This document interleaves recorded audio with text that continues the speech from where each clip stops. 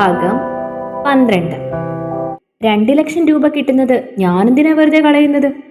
പിന്നൊരു കാര്യമുണ്ട്, എല്ലാം നിർത്തി അവളുടെ കല്യാണ സമയത്ത് എല്ലാം തുറന്നു പറയും. അപ്പം ചിലപ്പോൾ ശപിക്കുമായിരിക്കും, എങ്കിലും സാരമില്ല. പറഞ്ഞെന്നൊരു സമാധാനം ഉണ്ടല്ലോ. എന്ത് സംഭവിച്ചാലും എനിക്ക് കോച്ചിങ് കംപ്ലീറ്റ് ചെയ്യണം. അത് മാത്രമേ ഉള്ളൂ എൻ്റെ മനസ്സിൽ. അതുതന്നെയാണ് ഞാനും പറഞ്ഞത്. നീ അയാളെ വിളിച്ച് സമ്മതമാണെന്ന് പറ. ശരി, ഞാൻ അയാളെ വിളിച്ചിട്ട് നിന്നെ വിളിക്കാം. അതും പറഞ്ഞ് അനന്തു കോൾ കട്ട് ചെയ്തിരുന്നു. പിന്നെ വിവേക് സേവ് ചെയ്ത നമ്പറിലേക്ക് ഒരു കോള് പോയി. ആ ഫോൺ എടുക്കപ്പെട്ടത് വരെ പതിവില്ലാത്തൊരു വീർപ്പുമുട്ടൽ അനന്തു അറിയുന്നുണ്ടായിരുന്നു. ഹലോ, പറ അനന്തു. ഫോൺ എടുത്തതും വിവേകിന്റെ ശബ്ദം അതായിരുന്നു. ഒരു നിമിഷം ഒന്ന് പകച്ചെങ്കിലും ധൈര്യം വീണ്ടെടുത്ത് അനന്തു പറഞ്ഞു, അതെ മാഷേ, ഉച്ചയ്ക്ക് പറഞ്ഞ കാര്യത്തിന് എനിക്ക് സമ്മതം. പിന്നൊരു ഡിമാൻഡ് ഉണ്ട്. എന്താ ഡിമാൻഡ്? ആകാംക്ഷയോടെ വിവേക് ചോദിച്ചു. ഈ കാര്യം കൊണ്ട് ആ പെങ്കൊച്ചിന് വിഷമിക്കേണ്ട അവസ്ഥ വരരുത്. നിങ്ങളുടെ വിവാഹ സമയത്ത് നിങ്ങളെല്ലാം അവളോട് തുറന്നു പറയണം. ഞാനൊരിക്കലും അവളെ സ്നേഹിച്ചിട്ടില്ലെന്ന്. ആനന്ദ് പറഞ്ഞു. തീർച്ചയായും പറയും. ഇല്ലെങ്കിൽ എനിക്കും ഒരു സമാധാനമില്ല. ഞാൻ പറഞ്ഞില്ലേ, എനിക്ക് കുട്ടിക്കാലം മുതലേ അവളെ അത്രയ്ക്ക് ഇഷ്ടമാണ്. അതുകൊണ്ടാണ് ഞാൻ അവളെ മറ്റൊരാളെ സ്നേഹിക്കുന്നുണ്ടെന്ന് അറിഞ്ഞിട്ട് പോലും ഇങ്ങനൊരു കാര്യത്തിനിറങ്ങിയത്. അതുമതി, മനസ്സിൽ അസ്വസ്ഥതയായിരുന്നെങ്കിലും. അനന്തു പറഞ്ഞു. അപ്പോൾ എങ്ങനെ, നേരിട്ട് പറയുമോ? ഫോൺ വിളിച്ച് പറയുന്നോ? എന്ത്? അല്ല, അനന്തുവിന് അവളെ ഇഷ്ടമാണെന്ന് അവളെ അറിയിക്കണ്ടേ? അതെങ്ങനെയാണെന്ന്? വിവേക് പറഞ്ഞു. ഞാൻ നേരിട്ട് പറഞ്ഞോളാം. നല്ലത്, അതായിരിക്കും കൂടുതൽ നല്ലത്. എന്തെങ്കിലും അഡ്വാൻസ് വേണോ? വേണ്ട, ആവശ്യമുള്ളപ്പോൾ ഞാൻ ചോദിക്കാം. അപ്പോൾ തന്നാൽ മതി. ആയിക്കോട്ടെ, അപ്പോൾ പറഞ്ഞിട്ട് എന്നെ വിളിക്ക്, വിവേക് പറഞ്ഞു. അവൻ ഫോൺ വെച്ച് കഴിഞ്ഞപ്പോൾ ചെയ്യുന്നത് ശരിയാണോ തെറ്റാണോ എന്നൊരു ചോദ്യം വീണ്ടും അനന്തുവിൻ്റെ മനസ്സിൽ ഉയർന്നിരുന്നു. എങ്കിലും സാഹചര്യം തന്നെ കൊണ്ട് നിർബന്ധിക്കുന്നതായി അവന് തോന്നി. ഉടനെ തന്നെ നടന്ന കാര്യങ്ങളെല്ലാം വിശദമായി തന്നെ കിരണിനെ വിളിച്ചു പറഞ്ഞു. നീ എങ്ങനെ പറയാനാണ് ഉദ്ദേശിക്കുന്നത്? ലൈബ്രറി വരുമ്പോൾ പറയാം. താല്പര്യമില്ലാതെ അനന്തു പറഞ്ഞു. നിന്നെ കൊണ്ട് പറയാൻ പറ്റുമോ? പറയുന്നൊന്നും കുഴപ്പമില്ല, പക്ഷെ അഭിനയം ആയതുകൊണ്ട് ഒരു കള്ളത്തരം ഫീലിംഗ് വരും, അനന്തു പറഞ്ഞു. കാറ് മൂടിക്കിടക്കുന്ന മനസ്സുമായായിരുന്നു കട്ടിലിൽ ദിവ്യ കിടന്നിരുന്നത്. മനസ്സ് വല്ലാതെ വേദനിക്കുന്നു. അതവൾ അറിയുന്നുണ്ടായിരുന്നു. ആർക്കു വേണ്ടിയാണ് ഈ യുദ്ധം? നിഴലിനോട് യുദ്ധം ചെയ്യുന്നത് പോലെ. അറിയേണ്ടവൻ അറിയുന്നു പോലുമില്ല. എത്ര കാലം താൻ കാത്തിരുന്നാലും എന്നെങ്കിലും തൻ്റെ സ്നേഹം അവന് മനസ്സിലാകുമോ എന്നായിരുന്നു ആ നിമിഷം അവളുടെ ഉള്ളിൽ നിറഞ്ഞു നിന്നിരുന്ന ചോദ്യം. ഒന്ന് പൊട്ടിക്കരയാൻ പോലും സാധിക്കാത്ത അവസ്ഥയിലാണ് താൻ. ഒന്ന് കരഞ്ഞു പോയാൽ അതിന് കാരണം എത്ര പേരെ ബോധിപ്പിക്കേണ്ടി വരും? എങ്ങനെയൊക്കെയോ ആ രാത്രി അവൾ തള്ളി നീക്കി. പിറ്റേന്ന് ബസ് സ്റ്റോപ്പിൽ നിൽക്കുമ്പോൾ കഴിഞ്ഞുപോയ കാര്യങ്ങളെല്ലാം നീതുവിനോട് തുറന്നു പറഞ്ഞു. അപ്പോഴേക്കും വാക്കുകൾ ഇടറുകയും കണ്ണിൽ നിന്നും നീർമണികൾ താഴെ ഉതിരുകയും ഒക്കെ ചെയ്തിരുന്നു. ഒരു നിമിഷം അവളുടെ അവസ്ഥയിൽ നീതുവിനും വല്ലാത്ത വേദന തോന്നി. ബസ് വരുന്നതിന് തൊട്ടു മുൻപാണ് പൊടി പറത്തി അവൾക്ക് ഏറെ പ്രിയപ്പെട്ട വാഹനം കടന്നു വന്നത്. അതിലിരിക്കുന്ന ആളെ എത്ര നോക്കണമെന്ന് പറഞ്ഞെങ്കിലും കണ്ണുകൾ അറിയാതെ ആ ഒരുവനെ തേടി ചെന്നിരുന്നു. ആ നിമിഷം തനിക്കായി ആദ്യമായി ഒരു നോട്ടം അലിവോടെ ആ മുഖത്തു നിന്ന് വരുന്നത് കണ്ടപ്പോൾ ദിവ്യ ഒന്ന് അന്തിച്ചു പോയിരുന്നു. ആ സമയത്ത് തന്നെ ബസ് വരികയും ചെയ്തു. അത് കണ്ടപ്പോൾ അവൾക്ക് അത്ഭുതം തോന്നിയിരുന്നു. അവനെ കാണാത്തത് കൊണ്ട് തന്നെ നീതു അവളുടെ കൈ പിടിച്ചു. അപ്പോഴേക്കും ബസിന്റെ അരികിലേക്ക് നടന്നിരുന്നു. ഒരു നിമിഷം അവന്റെ മുഖത്ത് തന്നോട് പറയാൻ എന്തോ വന്നതുപോലെ ഒരു ഭാവം അവൾ കണ്ടു. ബസ്സിൽ നിൽക്കുമ്പോഴും അവനെ നോക്കിയാണ് അവൾ അകന്നത്. അവളുടെ മുഖത്ത് നിറഞ്ഞു നിന്ന സന്തോഷം കാണി വീണ്ടും അനന്തുവിന് വേദന തോന്നിയിരുന്നു. കുറച്ചു കഴിഞ്ഞപ്പോഴാണ് ബൈക്കിൽ വന്ന കിരൺ അവന്റെ അരികിലായി വണ്ടി നിർത്തിയത്. എന്തടാ, കണ്ടോ നീ? ഇപ്പോൾ ബസ്സിൽ കയറി പോകുന്നത് കണ്ട്. നീ ഇന്ന് പറയാൻ വേണ്ടി വന്നതാണോ? പറയണം.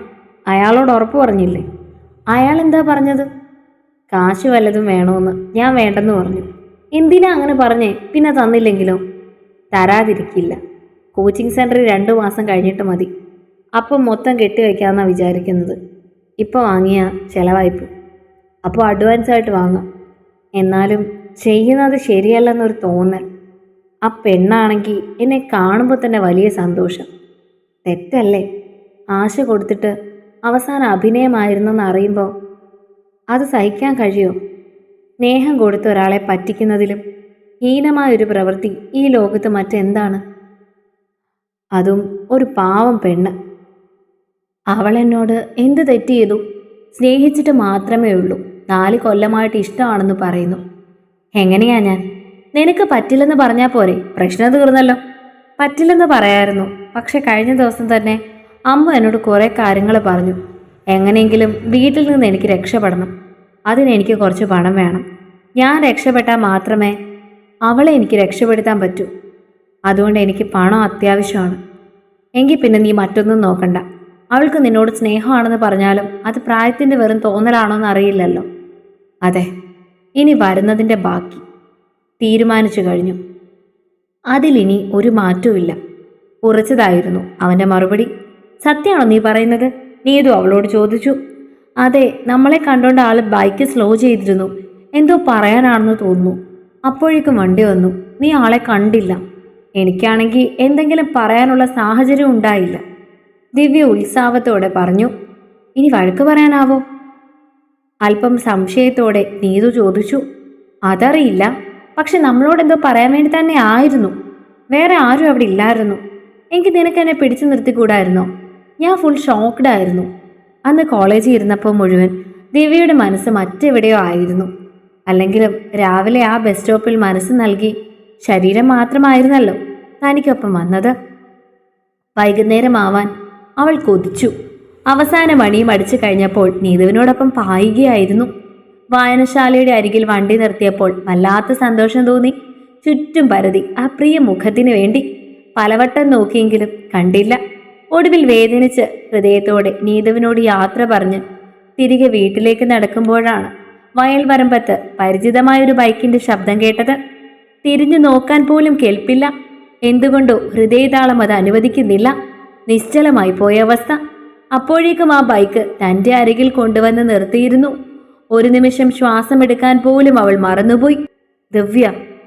ഒരു നിമിഷം അവൻ്റെ നാവിൽ നിന്നും തൻ്റെ പേര് കേട്ടതുപോലെ അവളിലുണ്ടാക്കിയ സംതൃപ്തി കുറച്ചൊന്നും ആയിരുന്നില്ല. ആ സ്വരം തനിക്കായി ഉതിരാൻ എത്ര നാൾ കാത്തിരുന്നു താൻ. സന്തോഷം കൊണ്ടോ സങ്കടം കൊണ്ടോ കണ്ണുകൾ അറിയാതെ നിറഞ്ഞിരുന്നു. നിറകണ്ണുകളോടെയാണ് അവൻ്റെ മുഖത്തേക്ക് അവൾ നോക്കിയത്. അവന് മാത്രം ഗ്രഹിക്കാൻ കഴിയുന്ന ഒരുപാട് അർത്ഥങ്ങൾ നിറഞ്ഞൊരു നോട്ടം. ആ നോട്ടം അവനെ തകർക്കാൻ കേൾപ്പുള്ളതായിരുന്നു. അതുവരെ അവൻ സമ്പാദിച്ച ആത്മധൈര്യത്തെ മുഴുവൻ ആ ഒരൊറ്റ നോട്ടത്തിന് തകർക്കാൻ കഴിയുമായിരുന്നു. ആകാശത്തെ മുകിൽ മാഞ്ഞ് ഇളംവെയിൽ വെളിച്ചം തൂക്കി ഇരുവർക്കും വേണ്ടി. താൻ കരയാണോ? അല്ല, അനന്തുചേട്ടൻ എൻ്റെ പേര് വിളിച്ചപ്പോൾ. താൻ അവളുടെ പേര് വിളിക്കുന്നതിൽ പോലും അവളിൽ ഉണ്ടാകുന്ന സന്തോഷം, അതിൽ പോലും അവൾ ആഹ്ലാദം കണ്ടെത്തുന്നു.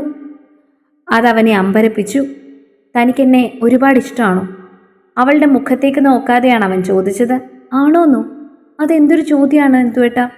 ഇത്രത്തോളം ഞാൻ ആരെങ്കിലും സ്നേഹിച്ചിട്ടുണ്ടോ എന്ന് ചോദിച്ചാ ഇല്ലെന്നാണ് മറുപടി. അതിനുള്ള കാരണം പോലും എനിക്കറിയില്ല. ഒരു ഉപാധികളില്ലാത്ത ഇഷ്ടം.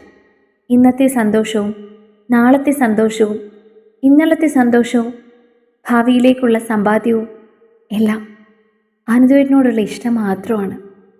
നിഷ്കളങ്കമായി പറയുന്ന ആ പെൺകുട്ടിയോട് അവന് സഹതാപമാണ് തോന്നിയത്. അങ്ങനെയെങ്കിൽ എനിക്കും ഇഷ്ടമാണ്. വിദൂരതയിലേക്ക് എവിടെയോ കണ്ണു നട്ടുകൊണ്ടായിരുന്നു അവനത് പറഞ്ഞത്. ഒരു നിമിഷം വിശ്വസിക്കാനാവാതെ അവൾ അവൻ്റെ മുഖത്തേക്ക് നോക്കി. ശ്വാസഗതികളിലുണ്ടായ വേലിയേറ്റവും വേലിയിറക്കവും അവൾ അറിഞ്ഞു. ഏറെ പ്രിയമുള്ളൊരു വാക്ക്, ദിവ്യയുടെ ജീവനോളം തന്നെ വിലയുള്ളൊരു വാക്ക്. ആണോ? അവളുടെ ശബ്ദം പോലും അല്പം ഉയർന്നു പോയതുപോലെ അവന് തോന്നിയിരുന്നു. പെട്ടെന്നാണ് അവൾക്കും സ്ഥലകാലബോധം തിരിച്ചു കിട്ടിയത്. പെട്ടെന്ന് കേട്ടപ്പോൾ അറിയാതെ സോറി. ശരിക്കും പറഞ്ഞാണോ? എന്നെ ഇഷ്ടമാണോ? ഒരിക്കൽ പറഞ്ഞ കാര്യം വീണ്ടും വീണ്ടും ആവർത്തിക്കുന്നത് എനിക്കിഷ്ടമല്ല. അത് പറയാൻ വേണ്ടിയാണ് ഞാനിപ്പോൾ ഇങ്ങോട്ട് വന്നത്. മാഞ്ഞു പോകുമെന്ന് തോന്നിയ സ്വപ്നം വീണ്ടും തെളിമയോട് തനിക്ക് മുന്നിൽ. അത്രത്തോളം എന്നെ സ്നേഹിക്കുന്നുണ്ടെങ്കിൽ എനിക്കും ഇഷ്ടമാണ്. മതി ഏട്ടാ, ഈ ഒരു വാക്ക് മാത്രം മതി. ഒരു 100 ജന്മം പിടിച്ചു നിൽക്കാനുള്ള ശക്തിയുണ്ട് ഈ വാക്കുകൾക്ക്. ഒരുപാട് സന്തോഷമായി. I love you. Really I love you. ആനന്ദത്തിൻ്റെ കൊടുമുടിയിലാണ് അവളെന്ന് അവന് തോന്നി. ബൈക്കിൽ വച്ചിരുന്ന അവൻ്റെ കൈയെടുത്ത് ഒരു നിമിഷം അവൾ ചുണ്ടോട് ചേർത്തിരുന്നു. ആ നിമിഷം അവനും ഞെട്ടിപ്പോയിരുന്നു. അത്ഭുതത്തോടെ അവളുടെ മുഖത്തേക്ക് നോക്കി. അപ്പോൾ അവിടെ ഒരു കുഞ്ഞു കുസൃതി ചിരി മുളപൊട്ടി. സന്തോഷം കൊണ്ടാണ്. ഒരുപാട് ആഗ്രഹിച്ച കാര്യമാണ് പറഞ്ഞത്. സ്വപ്നത്തിൽ പോലും വിചാരിച്ചില്ല എന്നെ ഇഷ്ടമാണെന്ന് പറയുമെന്ന്. അത്രയ്ക്ക് സന്തോഷം കൊണ്ട്. ഇത് റോഡായിപ്പോയി. ഇല്ലായിരുന്നെങ്കിൽ ഞാനിപ്പോൾ കെട്ടിപ്പിടിച്ചൊരു ഉമ്മ തന്നേനെ. ദൈവമേ, ഒരു ബെല്ലും ബ്രേക്കും ഇല്ലാത്ത പെണ്ണിനെയാണോ അവൻ കെട്ടാൻ പോകുന്നത്? മനസ്സിലാണ് അനന്തു ചിന്തിച്ചത്. ഒരു വിധത്തിൽ അവളുടെ കയ്യിലിരുന്ന തൻ്റെ കരങ്ങൾ അകറ്റാൻ അവൻ ശ്രമിക്കുന്നുണ്ടായിരുന്നു. അവൻ വലിച്ചു മാറ്റും തോറും അതിന് ശക്തി കൂടുന്നതും ആ കരങ്ങൾ അവളുടെ കരങ്ങളുമായി മുറുകുന്നതും അവൾ അറിഞ്ഞു. നീ എന്താ കൊച്ചി കാണിക്കുന്നേ? റോഡാണ്, ആരെങ്കിലും കണ്ടാൽ. അനന്തു പറഞ്ഞപ്പോഴാണ് അവൾക്കും ബോധം വന്നത്. ആ നിമിഷം തന്നെ അവൻ്റെ കരങ്ങൾ അവൾ സ്വതന്ത്രമാക്കിയിരുന്നു. എനിക്ക് ചേട്ടനോട് കുറേ സംസാരിക്കണം, പക്ഷേ സന്ധ്യയാവുന്നു. ഒരുപാട് താമസിച്ച അമ്മ വഴക്കു പറയും. ഞാൻ വീട്ടിൽ ചെന്നിട്ട് വൈകിട്ട് വിളിക്കട്ടെ? ഫോൺ എടുക്കുമോ? അതിനെന്താ, വിളിച്ചോളൂ. മടിയോടെയെങ്കിലും അവൻ ആ നിമിഷം പറഞ്ഞിരുന്നു. ഒരു നിമിഷം സ്വർഗം കിട്ടിയ സന്തോഷത്തോടെയാണ് അവൾ തിരികെ വീട്ടിലേക്ക് പോയത്. അവളുടെ കണ്ണിൽ നിറഞ്ഞു നിൽക്കുന്ന ആത്മാർത്ഥത അവനെ തളർത്തുന്നുണ്ടായിരുന്നു. ഹരിതയിൽ പോലും കാണാത്തൊരു തിളക്കം. തന്നെ കാണുമ്പോൾ അവളുടെ മുഖത്ത് അവൻ ശ്രദ്ധിച്ചിരുന്നു. ഒരിക്കലും തന്നെ കാണുമ്പോൾ ഹരിതയുടെ മിഴികൾ ഇത്രത്തോളം വിടർന്നില്ല. തനിക്ക് വേണ്ടി മാത്രം ആ മിഴികൾ വാചാലമാകുന്നു. തന്നോട് കഥകൾ പറയാൻ കൊതിക്കുന്നു. തെറ്റാണ് ചെയ്യുന്നതെന്ന പൂർണ്ണ ബോധ്യമുണ്ടെങ്കിലും, കുറ്റബോധത്തിന് കാരമുള്ളുകൾ ഹൃദയത്തെ കുത്തി നോവിക്കുന്നുണ്ടെങ്കിലും ഒന്നും ചെയ്യാനാവാതെ നിസ്സഹായനായി നിന്നുപോയിരുന്നു അനന്തു. കൂട്ടുകാർക്കൊപ്പം ഇരുന്ന് സൊറ പറയുമ്പോഴാണ് തുടരെ തുടരെ ഫോൺ ബെല്ലടിക്കുന്നത് അനന്തു അറിഞ്ഞത്. ഫോണെടുത്ത് നോക്കിയ നിമിഷം അവൻ്റെ മുഖം വാടിയിരുന്നു. അത് കിരൺ കാണുകയും ചെയ്തിരുന്നു. എന്താടാ പുല്ല്, ആ പെണ്ണ് വിളിക്കുന്നു. കിരണിനോട് മാത്രമായി അവൻ പറഞ്ഞു. ആര്? നിന്റെ കോൺട്രാക്റ്റ് കാമുകിയോ? എടാ, ഞാൻ എന്താ അതിനോട് വിളിച്ചു പറയുന്നത്? പിന്നെ നീ പ്രേമിച്ചിട്ടില്ലല്ലോ. പ്രേമിക്കുമ്പോൾ ഹരിതയോട് പറഞ്ഞതൊക്കെ തന്നെ നീ കട്ട് പേസ്റ്റ് ചെയ്ത് ഇവളോട് പറയണം, കിരൺ പറഞ്ഞു. അയ്യേ, എന്താ അയ്യേ? നീ അത്രയ്ക്ക് മോശമായിരുന്നോ അവളോട് സംസാരിച്ചുകൊണ്ടിരുന്നത്? വെറുതെ അല്ല അവൾ വിട്ടുപോയത്. പോടാ തെണ്ടി, ഞാനൊന്നും പറയുന്നില്ല എന്നതായിരുന്നു അവളുടെ പ്രശ്നം. വെറുതെ അല്ല പോയത്. ഇത്ര കാലം ഞാൻ വിചാരിച്ചു എന്ത് കാര്യം കൊണ്ടാണ് അവൾ ഇട്ടിട്ട് പോയതെന്ന്. ഇപ്പോൾ മനസ്സിലായി മോനെ. അനന്തു പല്ല് കടിച്ചു. നീ ഫോൺ എടുക്കടാ, കുറേ നേരമായി അടിക്കാൻ തുടങ്ങിയിട്ട്. അല്ലെങ്കിൽ നീ അങ്ങോട്ട് വിളിക്കും. ഒരാത്മാർത്ഥയുള്ള കാമുകം ചെയ്തത് അങ്ങനെയല്ലേടാ. നിനക്ക് കളി. ആ പെണ്ണിനോട് എന്താ പറയുന്നത്? അവളാണെങ്കിൽ ഒരു ബ്രേക്കില്ലാത്ത സാധനം. ഇന്ന് ഞാൻ ഇഷ്ടമാണെന്ന് പറഞ്ഞപ്പോഴേക്കും അവൾ ആ നടു റോഡി വെച്ച് എന്നെ. അനന്തു ഒന്ന് നിർത്തി. നടു റോഡി വെച്ച് നിന്നെ? പെട്ടെന്ന് സംസാരിക്കുവാൻ കിരണിനൊരു ഉത്സാഹം കൈവന്നതുപോലെ അനന്തു മനസ്സിലാക്കിയിരുന്നു. ഒന്നുമില്ല. അല്ല, നീ എന്തോ പറയാൻ വന്നതല്ലേ? ഇപ്പോൾ വിഴുങ്ങിയത് പറയടാ. അവൾ നടു റോഡിൽ വെച്ച് എന്ത് ചെയ്തു? ഒന്നുമില്ല, നീ വിചാരിക്കുന്ന പോലെ ഒന്നുമല്ല. ഞാൻ ഇഷ്ടമാണെന്ന് പറഞ്ഞപ്പോഴേക്കും അവളെൻ്റെ കയ്യിലൊരു ഉമ്മ വന്നു. അല്പം മടിയോടെ അനന്തു പറഞ്ഞു. സോ ഫാസ്റ്റ്, ആദ്യത്തെ ദിവസം തന്നെ? അതല്ലേ ഞാൻ പറഞ്ഞത്. ആ പെണ്ണിന് എന്തോ പ്രശ്നമുണ്ടെന്ന് തോന്നുന്നു. അതിനോട് ഞാൻ എന്തെങ്കിലും സംസാരിക്കുമ്പോൾ അത് സൂക്ഷിച്ചും കണ്ടും വേണ്ടേ? നീ ഒരു കാര്യം ചെയ്യും, അയാളോട് വിളിച്ച് ചോദിക്കും നീ എന്താ സംസാരിക്കേണ്ടതെന്ന്. അയ്യേ, അങ്ങനെ വേറൊരാളോട് വിളിച്ച് ചോദിച്ചിട്ടാണോ ഒരു പെൺകുട്ടിയോട് സംസാരിക്കുന്നത്? അയാൾ എന്നെപ്പറ്റി എന്ത് വിചാരിക്കും? അതാ പറഞ്ഞത്, നീ സാധാരണ സംസാരിക്കുന്ന പോലെ ഫോൺ എടുത്തൊന്ന് സംസാരിക്കണം. വീണ്ടും മൊബൈൽ ബെല്ലടിച്ചു. ഓപ്പ്, ഈ ഗതികേട് ആർക്കും വരുത്തല്ലേ. അതും പറഞ്ഞവൻ ഫോൺ എടുത്ത് കിരണിൻ്റെ അരികിൽ നിന്നും അല്പം മാറി നിന്നു. തുടരും. അടുത്ത ഭാഗങ്ങൾക്ക് വേണ്ടി ചാനൽ സബ്സ്ക്രൈബ് ചെയ്യുക മറക്കല്ലേ.